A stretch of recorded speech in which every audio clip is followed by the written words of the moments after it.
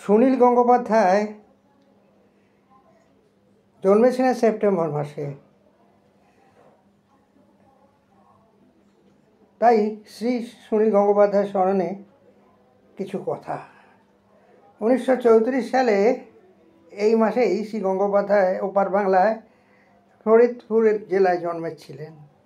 রবীন্দ্র উত্তর যুগে জীবনানন্দ দাশের পরেই বাংলা সাহিত্য জগতে, বিশেষ করে কাব্য জগতে যাদের নাম একসঙ্গে উচ্চারিত হয় তারা হলেন শক্তি চট্টোপাধ্যায় এবং সুনীল গঙ্গোপাধ্যায়। এরা দুই বন্ধু ছিলেন আর ছিলেন মূলত কবি, কিন্তু সাহিত্যের বিভিন্ন অঙ্গনে এরা দুজন ঘোরাঘুরি করলেও মানুষের মনে শ্রী শক্তি চট্টোপাধ্যায় থেকে গেছেন এক শক্তিমান আধুনিক কবি হিসেবে। কিন্তু সুনীল গঙ্গোপাধ্যায় শুধুই কাব্যজগতের মধ্যে নিজেকে সীমাবদ্ধ রাখেননি, বিচরণ করেছেন সাহিত্যের বিভিন্ন প্রকোষ্ঠে নবাবের মতো, যদিও শুরু তার কবি হিসেবেই। রবীন্দ্রনাথের মতোই দীর্ঘায়ু সুনীল গঙ্গোপাধ্যায় বিচরণ করেছেন কবিতা, গল্প, উপন্যাস, অ্যাডভেঞ্চার ভিত্তিক উপন্যাস, ছোটদের জন্য গল্প, প্রবন্ধ, অনুবাদ সাহিত্য, সমালোচনা সাহিত্য, বৈশিষ্ট্য লিখন, এক কথায় বলতে গেলে সাহিত্যের প্রতিটি বিভাগে। যেহেতু সুনীল গঙ্গোপাধ্যায় জন্মেছিলেন ওপার বাংলায় ফরিদপুরে, ছোটবেলার অস্পষ্ট স্মৃতি আর বড়বেলার সোনার বাংলার প্রকৃতির রূপে প্রেমে পড়া বিরহী কবির কাব্য চেতনাকে ক্লিষ্ট করেছিল, বিদ্ধ করেছিল তাকে দেশভাগের যন্ত্রণা। সেই আক্ষেপ তিনি লিখে গেছেন তার নস্টালজিক কলমে, যদি নির্বাসন দাও কবিতার মধ্য দিয়ে। কিন্তু এখানে আমি ওই কবিতাটা পড়ছি না, অন্য একটা কবিতা পড়ছি, যেটা ওনার বুড়ো বয়সের কবিতা। মানুষের মৃত্যু ছাড়া আর কোনো পরিচয় নেই জেনেও সুনীল গঙ্গোপাধ্যায় লিখে গেছেন বেঁচে থাকার কথা অত্যন্ত জোর দিয়ে। তার আমরা যারা কবিতার মধ্য দিয়ে জীবনবোধকে প্রকাশ করেছেন তিনি জীবন যুদ্ধের প্রেক্ষাপটে। শ্রী গঙ্গোপাধ্যায় নীললোহিত, সনাতন পাঠক, নীল উপাধ্যায় এই তিন ছদ্মনামে আনন্দবাজার গোষ্ঠীর বিভিন্ন পত্রপত্রিকায় লিখেছেন। তিনি ছিলেন কৃত্তিবাস পত্রিকার সম্পাদক এবং অন্যতম প্রতিষ্ঠাতা, যা সাহিত্য জগতে সেই সময়কার তরুণ কবি সাহিত্যিকদের উন্নত মানের কবিতা ও সাহিত্য রচনায় উজ্জীবিত করেছিল। আনন্দবাজার গোষ্ঠীর সঙ্গে প্রকাশনার কাজে লিপ্ত থাকাকালীন সুনীল গঙ্গোপাধ্যায় তরুণ সান্যাল এবং জ্যোতির্ময় দত্তকে নিয়ে মলয় রায়চৌধুরীর হাংরি জেনারেশন মামলায় মলয় রায়চৌধুরীর পক্ষে সাক্ষ্য দিয়েছিলেন।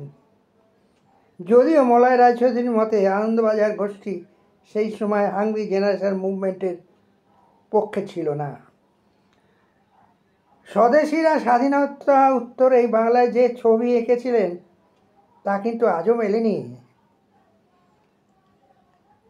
৭৯ বছর অতিক্রান্ত হয়ে যাওয়ার পরেও হাংরি জেনারেশন কিন্তু হাংরিই থেকে গেছে। 1905 সালে রবীন্দ্রনাথ তথাকথিত একদল স্বদেশীদের দ্বারা সম্পদ ধ্বংস করার বিরুদ্ধে রুখে দাঁড়িয়েছিলেন এককভাবে। সমালোচনা সহ্য করেছিলেন তার ঘরে বাইরে উপন্যাসে কিছুটা প্রকাশ হওয়ার পরেই শনিবারের চিঠি পত্রিকায় সেটা প্রকাশ দেওয়া হয়েছিল। শ্রী গঙ্গোপাধ্যায়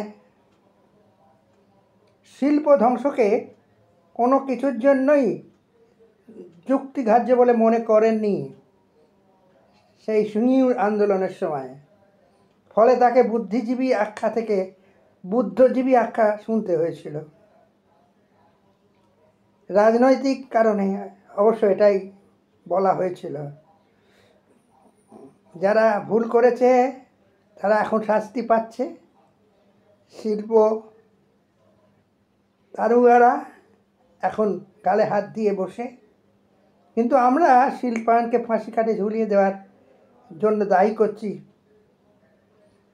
সেই মানুষজনকে যারা কবিকে ভুল বুঝেছিল একটা সময়, চিৎকার করেছিল বুদ্ধজীবী বুদ্ধজীবী বলে।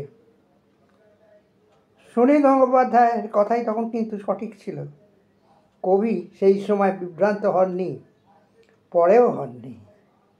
তিনি তার সিদ্ধান্তে অটলই ছিলেন।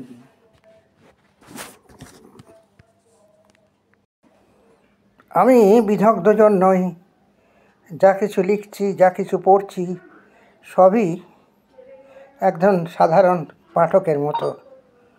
যারা বিদগ্ধজন, যারা এই নিয়ে পড়াশোনা করেছেন, কবির সম্পর্কে আরও বেশি লিখতে পারবেন আজকের দিনে। আমার দিক থেকে একজন লেম্যান হিসেবে আমি যা লিখছি সেটা সম্পূর্ণ আমারই নিজের দায়িত্বে। এতে যদি কেউ আমার ধারণাটাকে গ্রহণ না করে, তাতে আমার কিছু করার নেই। সুনীল গঙ্গোপাধ্যায়ের কবিতা উত্তরাধিকার। নবীন কিশোর, তোমাকে দিলাম ভুবন ডাঙার মেঘলা আকাশ, তোমাকে দিলাম বোতামবিহীন ছেঁড়া শার্ট আর ফুসফুস ভরা হাসি। দুপুর রৌদ্রে পায়ে পায়ে ঘোরা, রাত্রের মাঠে চিত হয়ে শুয়ে থাকা, এসব এখন তোমারই। তোমার হাত ভরে নাও আমার অবেলা, আমার দুঃখহীন দুঃখ, ক্রোধ, শিহরণ। নবীন কিশোর, তোমাকে দিলাম আমার যা কিছু ছিল আভরণ, জ্বলন্ত বুকে কফির চুমুক, সিগারেট চুরি, জানলার পাশে বালিকার প্রতি বারবার ভুল পরশ বাক্য, কবিতার কাছে হাঁটু মুড়ে বসা, ছুরি ঝলস, গূঢ় অভিমানে মানুষ কিংবা মানুষের মতো আর যা কিছুর বুক চিরে দেখা, আত্মহনন, শহরের পিঠ তোলপাড় করা অহংকারের দ্রুত পদপাত, একখানা নদী, দু তিনটে দেশ, কয়েকটি নারী, এ সবই আমার পুরানো পোশাক। বড় প্রিয় ছিল, এখন শরীরে আঁট হয়ে বসে, মানায় না আর। তোমাকে দিলাম নবীন কিশোর, ইচ্ছে হয়তো অঙ্গে ঝোড়াও, অথবা ঘৃণায় দূরে ফেলে দাও, যা খুশি তোমার। তোমাকে আমার তোমার বয়সে সব কিছু দিতে বড় স্বাদ হয়।